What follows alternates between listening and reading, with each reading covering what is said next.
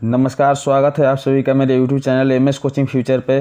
क्या आप भी मैट्रिक बोर्ड परीक्षा की दे रहे हैं? क्या आप भी मैट्रिक की परीक्षा की तैयारी कर रहे हैं? तो ये वीडियो आपके लिए बहुत ही महत्वपूर्ण है। तो आशा करते हैं कि वीडियो आप अंत तक ज़रूर देखें। आपको बता दें कि इस वीडियो में हमने बात किया है कि सोशल साइंस के ऑब्जेक्टिव के बारे में। ऑब्जेक्टिव का पैटर्न आपको बहुत अच्छी तरह से पता होगा, अगर पता ना हो तो थोड़ा देर के लिए मैं बता देता हूँ।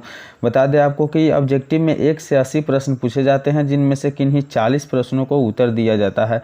तो उस 40 प्रश्नों ही से डिसाइड किया जाता है कि आपको 80 मार्क्स में से 40 मार्क्स ऑब्जेक्टिव से प्राप्त होते हैं और उसके बाद 40 मार्क्स सब्जेक्टिव से प्राप्त होते हैं। तो ये वीडियो आपके लिए खास होने वाला है कि नहीं, आप बताइए। तो अगर आपके वीडियो खास होने वाला है तो चलिए आप चैनल को लाइक एवं सब्सक्राइब कर दीजिए और वीडियो पर कमेंट करना ना भूलिएगा। तो चलिए मैं बात करता हूँ पहले प्रश्न के बारे में। तो पहला प्रश्न दिया हुआ है कि भारत में वित्तीय वर्ष होता है।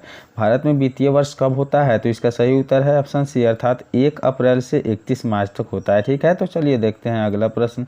अगला प्रश्न दिया हुआ है कि बृहद क्षेत्र में जल की उपस्थिति के कारण ही पृथ्वी को कहते हैं। अगर बृहद क्षेत्र में जल की उपस्थिति के कारण ही पृथ्वी को कहते हैं तो क्या कहते हैं? तो इसका सही उत्तर है नीला ग्रह कहते हैं। क्या कहते हैं? नीला ग्रह कहते हैं।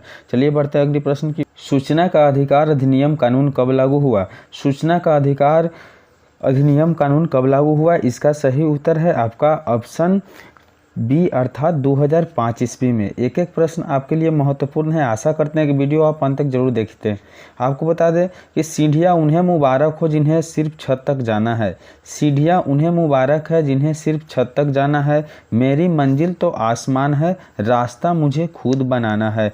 तो हाँ, आपको रास्ता खुद बनाना है और खुद तय करना है कि आपके मैट्रिक बोर्ड परीक्षा में कितना मार्क्स आने वाले हैं। तो चलिए बढ़ते अगले प्रश्न की ओर। बता दें कि दिया हुआ है कि वर्तमान में नेपाल की शासन प्रणाली क्या है?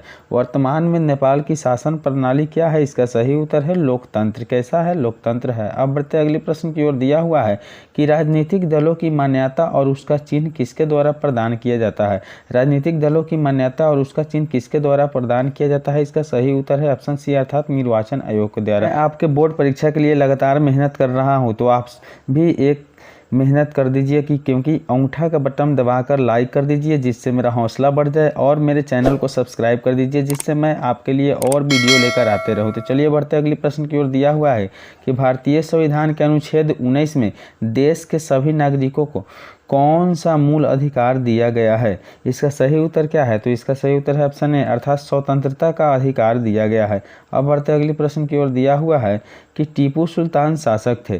टीपू सुल्तान कहाँ के शासक थे? इसका सही उत्तर है आपका मैसूर। क्या है? मैसूर। अब बढ़ते अगले प्रश्न की ओर। दिया हुआ है कि जालियांवाला बाग हत्याकांड कब हुआ? जालियांवाला बाग हत्याकांड कब हुआ? इसका सही उत्तर है 13 अप्रैल 1919 ईस्वी के। चलिए बढ़ते अगले प्रश्न की ओर। दिया हुआ है कि निम्नलिखित नदियों में से किस में से बिहार का शोक कहा जाता है? निम्नलिखित नदियों में से किसे बिहार का शोक कहा जाता है? इसका सही उत्तर है आपका ऑप्शन सी, अर्थात कोसी नदी को। किसे शोक कहा जाता है? कोसी नदी को। चलिए बढ़ते अगले प्रश्न की ओर। कहा गया है कि कड़ी से कड़ी जोड़ते जाओ तो जंजीर बन जाती है।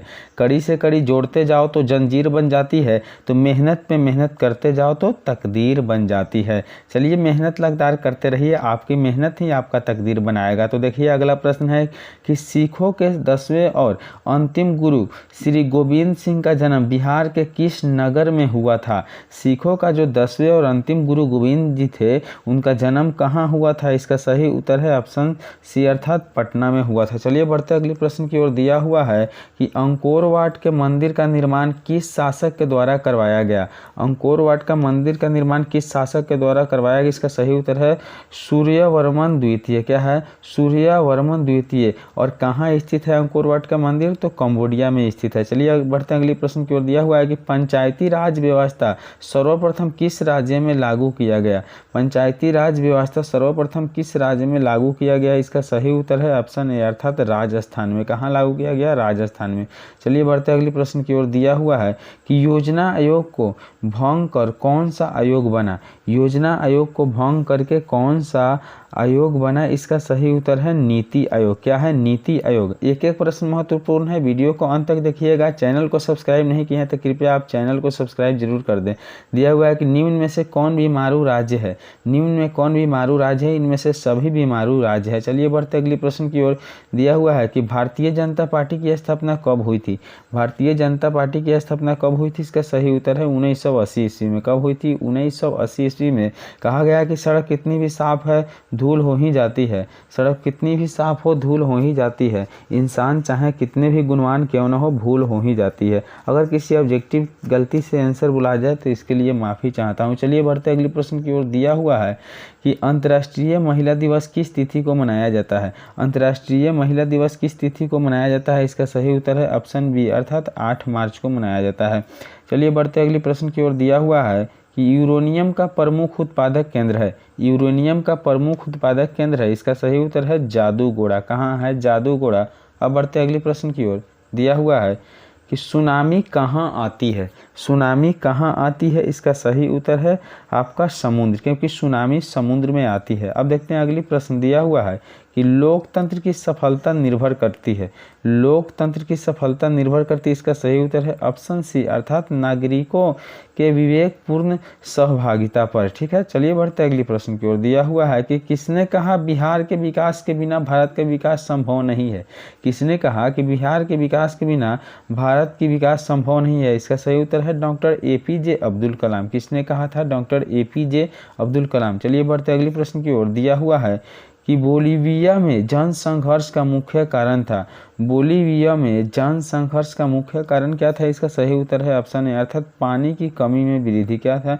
पानी की कीमत में वृद्धि। चलिए बढ़ते अगले प्रश्न की ओर। दिया हुआ है कि भारत का राष्ट्रीय पक्षी क्या है? यह प्रश्न कई बार बोर्ड परीक्षा में पूछे जा चुके हैं। तो भारत का राष्ट्रीय पक्षी है आपका मोर। क्या है? भारत का राष्ट्रीय पक्षी मोर है। चलिए बढ़ते अगले प्रश्न की ओर। दिया हुआ है कि संजय गांधी जैविक उद्यान किस नगर में स्थित है? संजय गांधी जैविक उद्यान किस नगर में स्थित है? इसका सही उत्तर है पटना। क्या हाँ स्थित है? तो पटना में स्थित है। चलिए बढ़ते अगले प्रश्न की ओर। दिया हुआ है कि वेदों की ओर लौटो नारा किसने दिया था?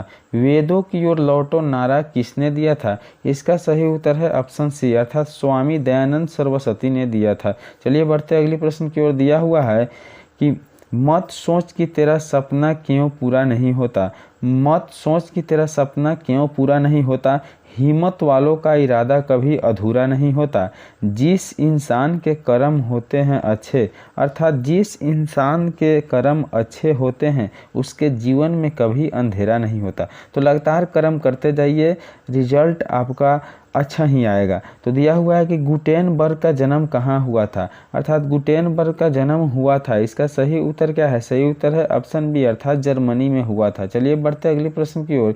दिया हुआ है कि सांप्रदायिक राजनीति आधारित होती है। सांप्रदायिक राजनीति आधारित होती है। इसका सही उत्तर है ऑप्शन ए, अर्थात धर्म पर। किसके? धर्म पे आधारित होती है। चलिए बढ़ते अगले प्रश्न की ओर। दिया हुआ है कि निम्नलिखित उद्योगों में से कौन सी कृषि पर आधारित नहीं है?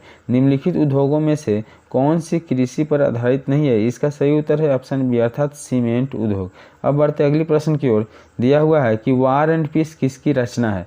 वार एंड पीस किसकी रचना है? इसका सही उत्तर है लियो टॉलस्टॉय। किसका रचना है? तो लियो टॉलस्टॉय की रचना है। अब बढ़ते हैं अगले प्रश्न की ओर। दिया हुआ है कि नोबेल पुरस्कार से सम्मानित बांग्लादेशी अर्थशास्त्री है। नोबेल पुरस्कार से सम्मानित बांग्लादेशी अर्थशास्त्री कौन है? इसका सही उत्तर है मो यूनुस। क्या है? मो यूनुस, यानी प्रोफेसर मो यूनुस। अब बढ़ते अगले प्रश्न की ओर। दिया हुआ है कि चावल क्या है? चावल क्या है? इसका सही उत्तर है चावल खरीफ फसल है। कौन सा फसल है? खरीफ फसल है। अब बढ़ते अगले प्रश्न की ओर। दिया हुआ है कि नई आर्थिक नीति में किसे सम्मिलित नहीं किया गया है? नई आर्थिक नीति में किसे सम्मिलित नहीं किया गया है? इसका सही उत्तर है ऑप्शन ए, अर्थात नियंत्रित अर्थव्यवस्था को। किसे? नियंत्रित अर्थव्यवस्था को। अब बढ़ते अगले प्रश्न की ओर। दिया हुआ है कि सौर ऊर्जा निम्नलिखित में से कौन सा संसाधन है? सौर ऊर्जा निम्नलिखित में से कौन सा संसाधन है? इसका सही उत्तर है ऑप्शन ए अर्थात मानवकृत। क्या है? मानवकृत। अब बढ़ते हैं अगले प्रश्न की ओर। दिया हुआ है कि विश्व व्यापार संगठन की स्थापना किस वर्ष की गई थी? अर्थात WTO की स्थापना किस वर्ष की गई थी? इसका सही उत्तर है 1995 ईस्वी में। कब की गई थी? 1995 ईस्वी में। अब बढ़ते अगले प्रश्न की ओर। दिया हुआ है कि Tata iron and steel company की स्थापना की गई थी। Tata iron and steel company की स्थापना कब की गई थी? इसका सही उत्तर है ऑप्शन बी अर्थात 1907 ईस्वी में किया गया था। कब किया गया था? 1907 ईस्वी में। अब बढ़ते अगले प्रश्न की ओर। दिया हुआ है कि किसने कहा संसाधन होते नहीं बनते हैं? किसने कहा संसाधन होते नहीं बनते हैं? इसका सही उत्तर है जिमरमैन। किसने कहा था? तो जिमरमैन ने कहा था। चलिए बढ़ते अगले प्रश्न की ओर। इनमें से कौन सा संस्थागत वित्त का साधन है? इनमें से कौन सा संस्थागत वित्त का साधन है? इसका सही उत्तर है ऑप्शन सी अर्थात व्यावसायिक बैंक। क्या है? व्यावसायिक बैंक। अब बढ़ते हैं अगले प्रश्न की ओर। दिया हुआ है कि राष्ट्रीय विकास परिषद का गठन कब हुआ था? राष्ट्रीय विकास परिषद का गठन कब हुआ था? इसका सही उत्तर है ऑप्शन सी अर्थात 1952 ईस्वी में। अब बढ़ते अगले प्रश्न की ओर। दिया हुआ है कि सविनय अवज्ञा आंदोलन किस यात्रा से शुरू हुआ? सविनय अवज्ञा आंदोलन किस यात्रा से शुरू हुआ? इसका सही उत्तर है ऑप्शन सी अर्थात 1930 में दांडी यात्रा के द्वारा शुरू की गई थी। अब बढ़ते अगले प्रश्न की ओर। दिया हुआ है कि निम्न में से किसको प्राथमिक क्षेत्र कहा जाता है? निम्न में से किसको प्राथमिक क्षेत्र कहा जाता है? इसका सही उत्तर है कृषि क्षेत्र को। किसे कहा जाता है? कृषि क्षेत्र को। अब बढ़ते अगले प्रश्न की ओर। दिया हुआ है कि प्राथमिक ऊर्जा का उदाहरण कौन सा नहीं है? प्राथमिक ऊर्जा का उदाहरण कौन सा नहीं है? इसका सही उत्तर है विद्युत। क्या है?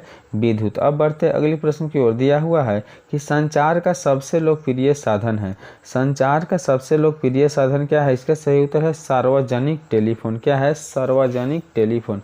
अब बढ़ते अगले प्रश्न की ओर। दिया हुआ है कि जवाहर रोजगार योजना लागू हुई। जवाहर रोजगार योजना लागू की गई अर्थात कब लागू हुआ? इसका सही उत्तर है ऑप्शन बी अर्थात 1989 ईस्वी में। कब लागू किया गया? 1989 ईस्वी में। चलिए बढ़ते अगले प्रश्न की ओर। दिया हुआ है कि काली मिट्टी उपयुक्त है। काली मिट्टी उपयुक्त है। इसका सही उत्तर है ऑप्शन ए अर्थात कपास के खेती के लिए। किसके लिए? कपास के लिए। अब बढ़ते अगले प्रश्न की ओर। दिया हुआ है कि दाल किस पौष्टिक अंश का स्रोत है? दाल किस पौष्टिक अंश का स्रोत है? इसका सही उत्तर है ऑप्शन बी अर्थात प्रोटीन का। किसका स्रोत है? तो प्रोटीन का। अब बढ़ते अगले प्रश्न की ओर। दिया हुआ है कि भारत सरकार ने सूचना का अधिकार अधिनियम कब पारित किया? भारत सरकार ने सूचना अधिकार का अधिनियम कब पारित किया? इसका सही उत्तर है आपको 2005। कब किया गया था? 2005 ईस्वी में। अब बढ़ते अगले प्रश्न की ओर। दिया हुआ है कि भारत में कितने राष्ट्रीयकृत बैंक है? भारत में कितने राष्ट्रीयकृत बैंक है? आपको बता दें कि सबसे पहले राष्ट्रीयकृत बैंक 27 थे। अब घटकर आपको कितना हो गया है? 12 हो गया। इसलिए इसका सही ऑप्शन 12 होगा, जो इसमें नहीं दिया हुआ है। इसलिए सही ऑप्शन इसका क्या होगा? 12 होगा। अब बढ़ते अगले प्रश्न की ओर। दिया हुआ है कि भारतीय जनता पार्टी का चुनाव चिन्ह क्या है? भारतीय जनता पार्टी का चुनाव चिन्ह क्या है? इसका सही उत्तर है कमल का फूल। क्या है? कमल का फूल। चलिए बढ़ते अगले प्रश्न की ओर। दिया हुआ है कि मानव पूंजी के मुख्य घटक है। मानव पूंजी के मुख्य घटक है। इसका सही उत्तर है ऑप्शन डी इनमें से सभी। क्या है? इनमें से सभी। अब बढ़ते अगले प्रश्न की ओर। दिया हुआ है कि कार्ल मार्क्स का जन्म कहाँ हुआ था? कार्ल मार्क्स का जन्म कहाँ हुआ था? इसका सही उत्तर है ऑप्शन है अर्थात जर्मनी में। अब बढ़ते अगले प्रश्न की ओर। दिया हुआ है कि सेफ्टी लैंप का आविष्कार किसने किया था? सेफ्टी लैंप का आविष्कार किसने किया था? इसका सही उत्तर है हफरी डेवी। किसने किया था? हफरी डेवी। आज के वीडियो में इतना ही। अगले वीडियो में फिर मिलते हैं। अगर अभी तक आप चैनल को सब्सक्राइब नहीं किए हैं तो चैनल को सब्सक्राइब करके बेल आइकन को प्रेस कर दीजिए। धन्यवाद।